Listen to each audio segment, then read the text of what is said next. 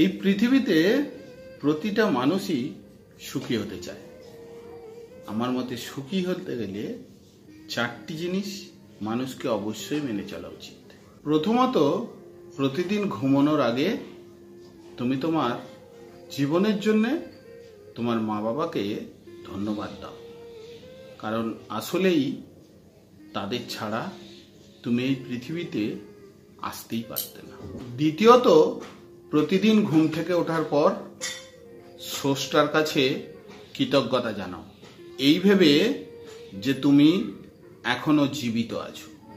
তৃতীয়ত, গালগপ্প, অতীতের স্মৃতি ও বাজে চিন্তা করে নিজের মূল্যবান সময় ও শক্তি কখনোই অপচয় করবেন না।